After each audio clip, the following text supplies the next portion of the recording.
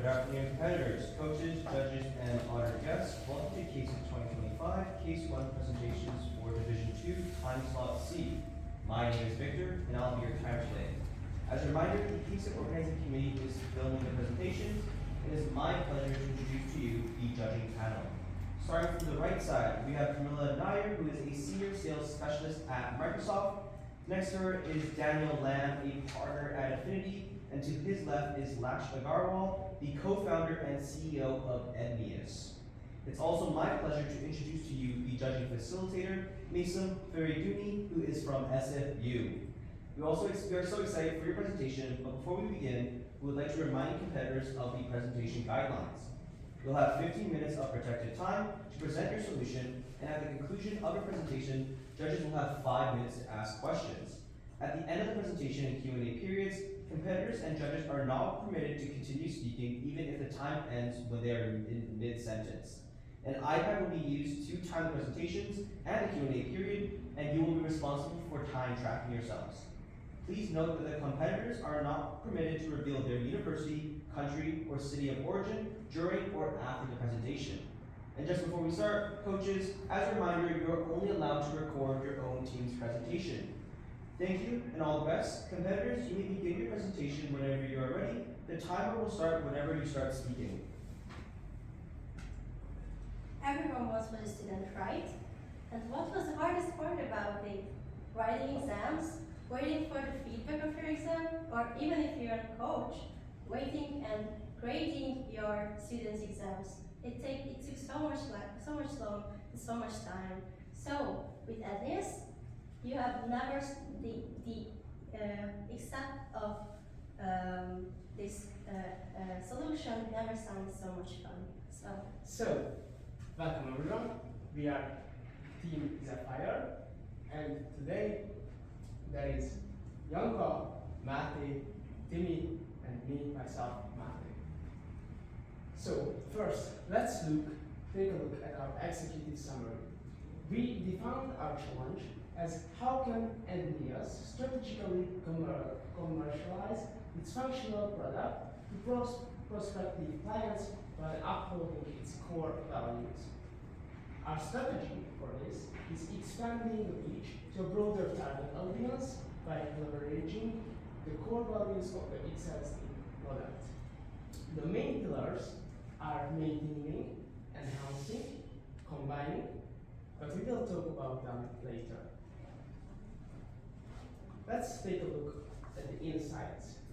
The core values of Edmius is privacy and accurate and quality feedback.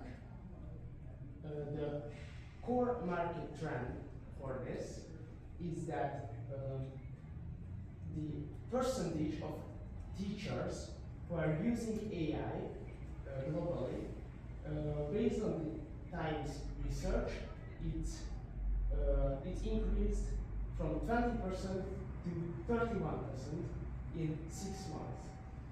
So the competitors in this sector are they have mostly more functions and greater awareness. However, the unique selling point of Edmius is focus on short answer textual content with quality and high reliability. All in all, with the growing influence of AI, high quality service can be relevant in the market even with a limited reach. Please continue. Yeah, thank you so much. So our suggested strategy for you is that we created kind of direction for you. Like, is it no personally identifiable information model is sustainable for through the years? We identified no PII cons and pros. The pros are regulatory compliance. It is complied with GDPR and 3ARP and etc. Like trust and institutional buy-in. Reputation as a pioneer privacy in AI. First AI, because you will be very in high end and the first one in the market that will provide secure AI solutions. And of course, it's a little bit harder to expand the software portfolio, but with this solution, we think you will be secure on the market. The other anonymized solutions, such as student IDs or hashes, are greater to expand, and grantor institutions may demand this kind of strategy. But we think that with this solution, you can remain on the market and be a better selling, create a better unique selling proposition for you. Like, what are the risks of this strategy? And competitors offering student level tracking would mean a little bit of greater image for grantor institutions, but with precise multi-agent AI development, you can create a key differentiator for you. A difficulty in scaling without enterprise-level context in the first place could be hard, but the faculty-led growth and subscription model will create the growth you desire. Let's move on. So this one that we suggest, and by making no BIA model, you can establish a unique selling proposition, leveraging data security and privacy compliance, and you can differentiate yourself from the competitors. Let's move on. Focusing on short answer grading or expanding horizontally. We identified also the pros and cons, like specializing on SAQs only would lead market leadership in this specific niche. A lower operational complexity would be great for you. Privacy first strategy to stay intact. That would mean lower development costs as well, because the other one, broadening your portfolio would mean greater investment, but also competitors would overtake, as I mentioned earlier. So expanding horizontally would mean, as I said, higher development costs, a risk of losing core identity, because privacy and data security is one of the more core identities. A regulatory and privacy challenges with the with integrated systems and student IDs and hashes, and it would create in the first few years higher revenue potential, but it would mean a greater investment also. So we choose a specialized SAQs, and I would be presenter to the end of this. Thank you very much. So after we decided on these terms, we have to move on to marketing approach, which is we have to decide bottom up or top down. First of all, right now we use a bottom up type of marketing approach, which can lead to organic growth with the recommendation. Since the service is right, people and mostly our subscribers who are the professors recommend each other the service. Obviously, it has lower cost and it requires lower resources, but it's only short term and it is a slow and unpredictable growth, which is not enough for you. So, on the long term, you have to think big. Top down has a high revenue per deal, which means a high upfront investment, but on the long run, it is the only thing that can provide a high revenue. So, with a stronger market position, when there's a deal, when it has a good reputation with the partner, it only grows the reputation of you.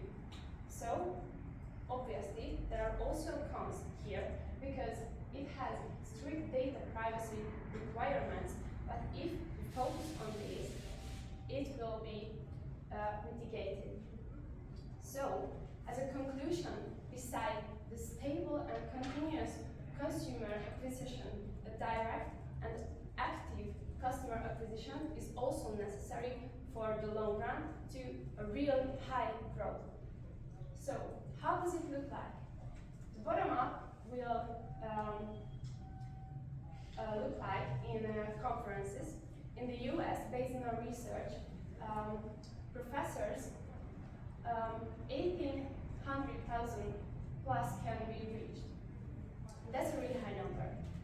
Also, LinkedIn presence and ads can lead to a high reach. So, professors can be reached. We plan that you can reach 68,000 plus individuals, obviously professors, in the next 5 years. The top-down will be indirect marketing, which is direct calls, cold calls, and emails.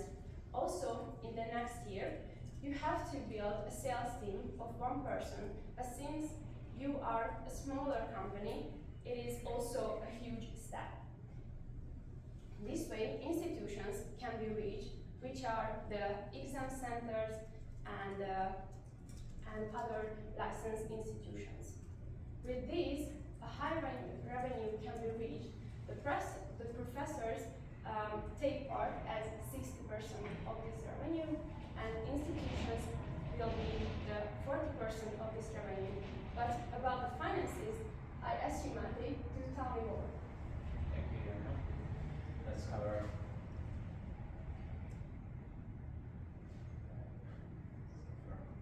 Okay, so.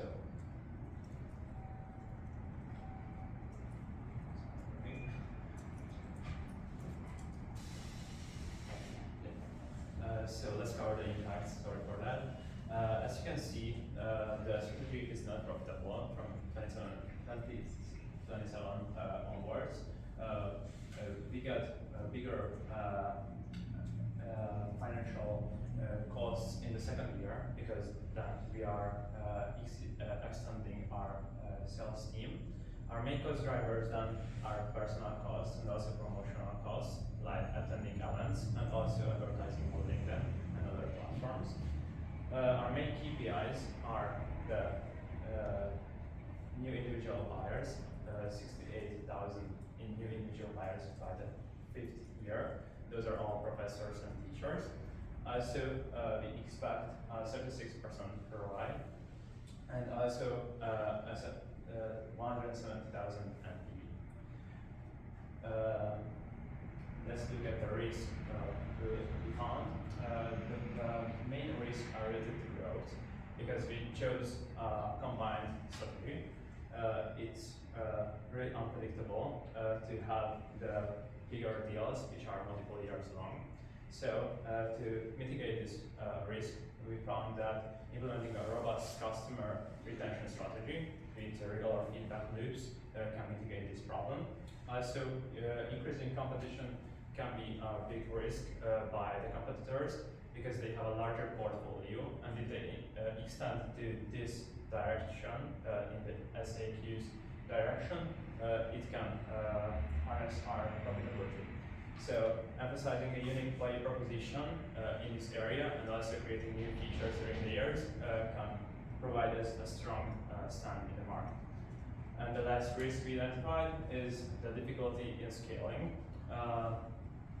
Without the enterprise level contacts, with the combined strategy, we mainly aim in the enterprise level smaller institutions like exam institutions, which are like 50 plus members, and they don't provide as much financial security for us in the long run. So to mitigate that, we found faculty-led growth and subscription models can be a good way to mitigate this factor. And to summarize our ideas for you and our strategy, we recommend you to stay with your unique selling points, which are the AI model and also the security. By emphasizing these matters, you can remain a strong competitor in the market, and you can climb the mountain and be the best of the AI competitors in the SAQ market. Thank you. Thank you, team, for your presentation. Please wait a moment while I prepare your timer for your Q&A period.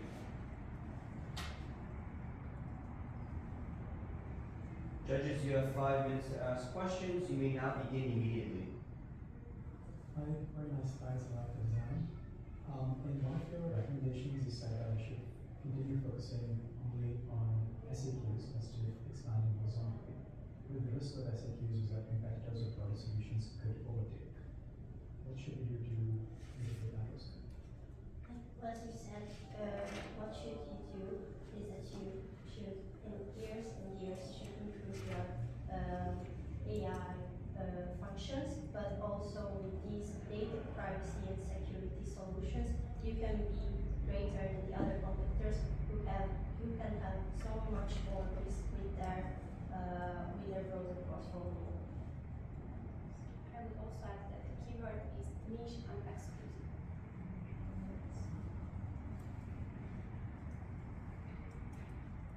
Can we go back to slide 28?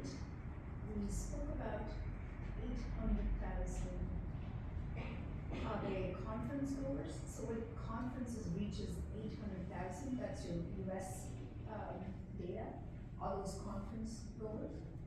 Yes, these are the professors that These are professors. Yes, the yearly attendance of professors on these conferences. Got it.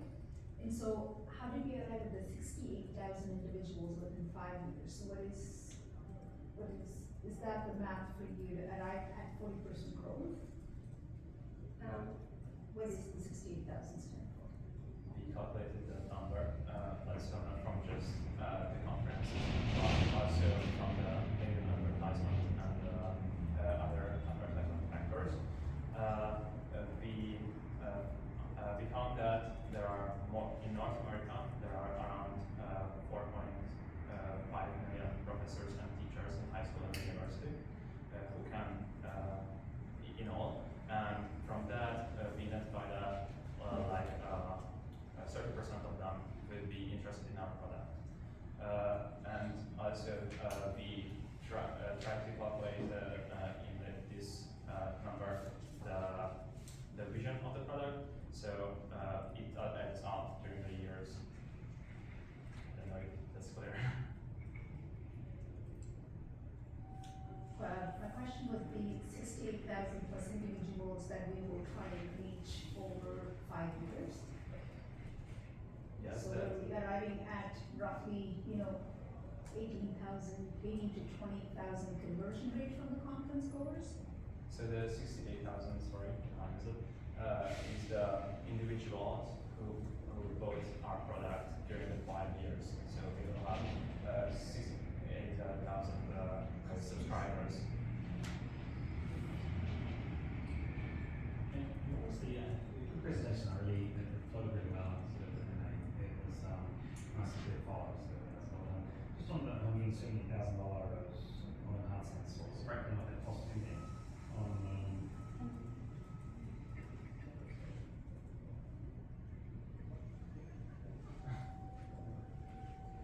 Can you repeat it, please? just the $170,000, was that a cost to the organisation? Was it? So adding salespeople, was it? The 170,000 in. This is a net present value of our certificate during 5 years. Right. Okay. But the salary of the one person. Oh, the one person is $50,000. Let's see where it goes down. No, it's more, but that's also the operational expenditures and also the COGS. So the personnel cost of that one sales member is like around $150,000 yearly. Okay. Benefits. So what are the total costs that we were looking to invest in this strategy? Is that anywhere? Is it in the appendix? Is it? Yes. We can find it here. The operating expenses, we don't see the total here, but it was $650,000 during the 5 years. Okay. About 130 is that 130 is a salesperson? Is it? Yes. So no other development costs. Yes, at the moment? correct. No other development costs of the product. Sorry? No development costs. Or no additional development costs. No additional. Yes. Okay.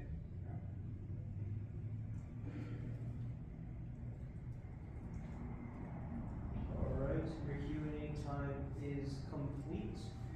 Thank you, judges, and for all your questions, and thank you, competitors, for your presentation. Competitors, coaches, observers, and team hosts, at this time, you may leave the room. Thank you very much. Thank you very much.